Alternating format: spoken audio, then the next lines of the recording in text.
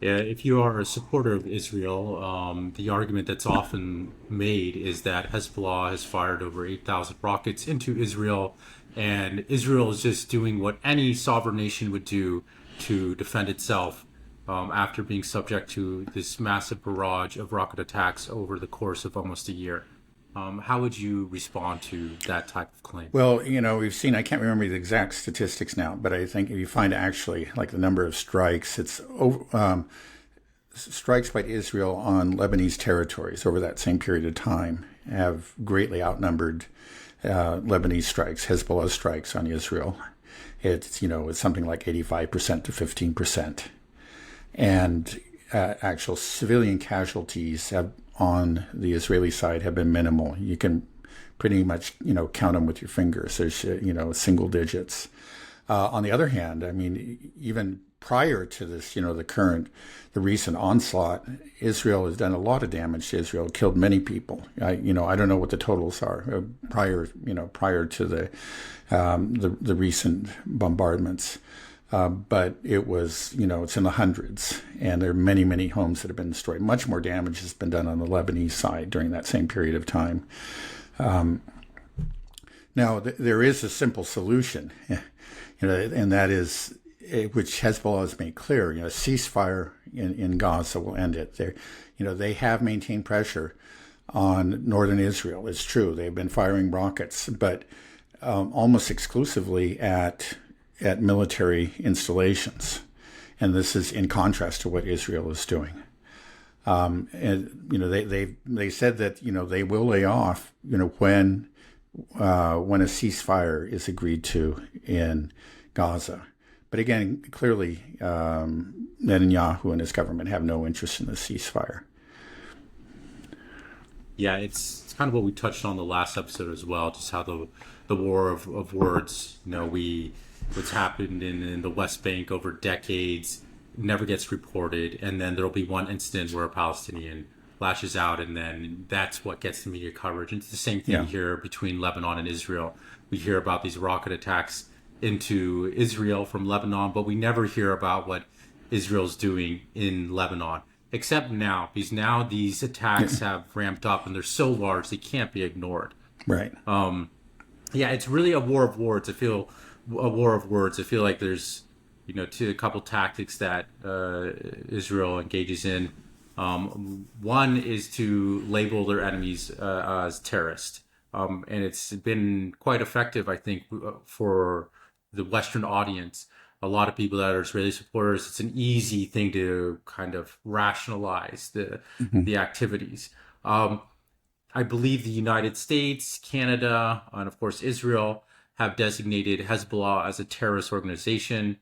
The EU, I think, only designates the military arm of Hezbollah as a terrorist organization, and the rest as non-terrorist. Is there any validity to these statements? Because that's kind of what gives them justification to do this, is to say that we're killing terrorists. So how do you... It's an entirely political label. I mean, I think in general it's true now. Like the MEK is an Iranian terrorist organization. It truly is a terrorist organization. It carries out assassinations, civilian bombings, bombings that kill large numbers of civilians within Iran. Its activities, meet the criteria for terrorism. Exactly. And the U.S. used to regard them as a terrorist organization, but for political reasons, because it was found that they were useful. Again, they're anti-Iranian government.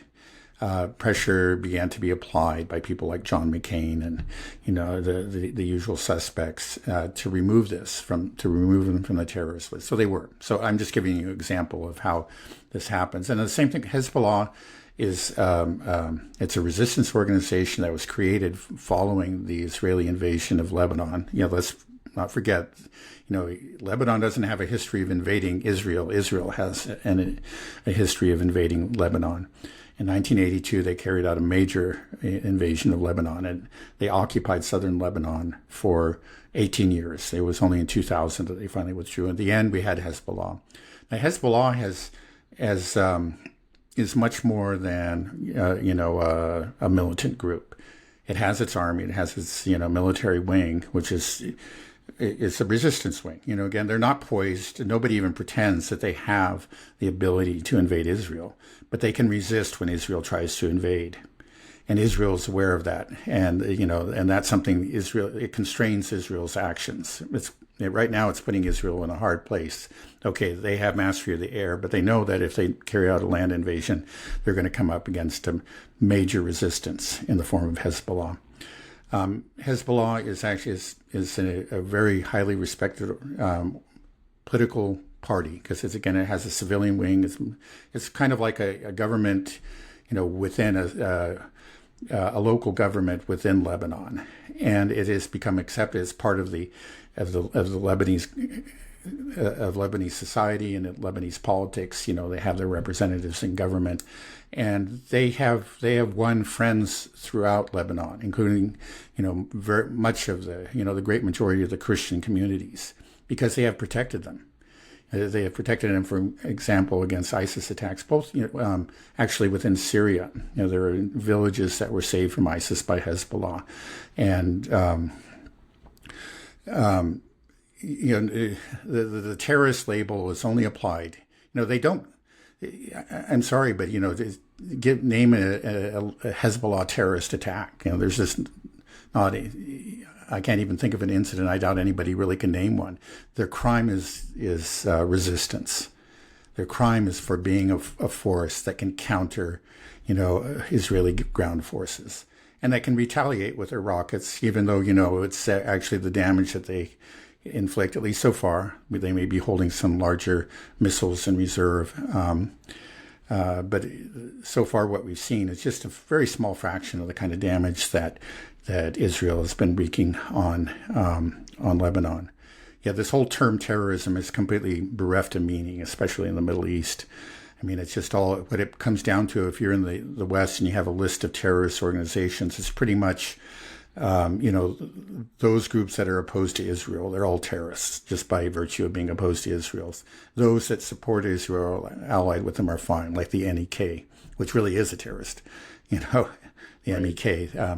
That is a true terrorist organization. To give another example, like if you think about like the premier terrorist organization, I think the average American, you would think of Al Qaeda. Well, in the recent civil war within Syria, guess who ended up supporting Al Qaeda? It was the Al Qaeda. It was a renamed Al Qaeda, Al Nusra, which is essentially just a Al Qaeda under a different name. It was Israel and the United States. Israel quite directly. They actually, treated wounded al-Nusra soldiers, and because they found them to be useful. And so, and I remember at that time, there was some sort of discussion within the U.S. government that occasionally leaked to the press.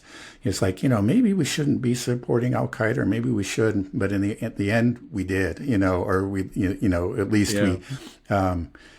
we, maybe we didn't have direct contacts, but we supplied weapons that we knew made their way to Al Qaeda, and Israel supported them directly. So, again, it's just meaningless. The idea that this group is a terrorist, and that is, if you're looking at a list that's put together by Israel or the U.S., it's completely meaningless. Right. But it's so effective. It's hard to combat that narrative of terrorism. It's just these people don't have the time to really understand these organizations and the complexities. Like most people never heard of al-Nusra, and they wouldn't know that it was basically Al-Qaeda that was rebranded on, because we don't report on it.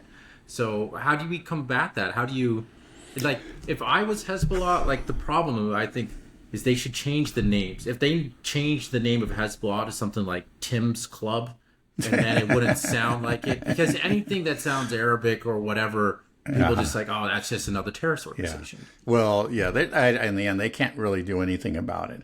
Right. There's very few Americans are able to differentiate between these different groups.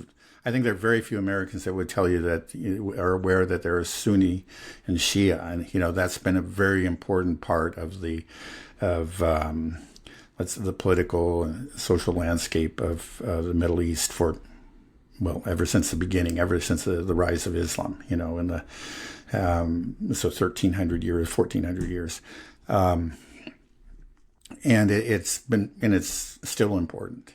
Hezbollah is actually, just since we're on the topic, is Shiite. Hamas is Sunni, but Hezbollah is one of the few organizations that came forward to support Hamas, right? Even though they're Sunni, so they bridge the guy. You find sometimes within the Arab world, actually, Hezbollah comes under attack from these real kind of, I think, narrow-minded sectarians within the Arab world. But in general, over time, as like other Sunnis see them supporting Hamas, along with the Houthis. I was about to say, it's kind of funny because you have the Houthis, which are Shiite, you have Hezbollah, which is Shiite, and you have Iran, which are Shiite. And these are the three main actors in the axis of resistance that are defending the Palestinians who are Sunni. So it's kind of interesting. Well, why are the the Saudis where their Sunni brothers aren't standing up? No, it's hard. I think there are many Sunnis around the Middle East that are asking the same question: what's going on here? I think you'd find the great majority of Sunnis are very sympathetic to the Palestinians, but their governments are not. And it's hard to explain, but that's the way it is right now.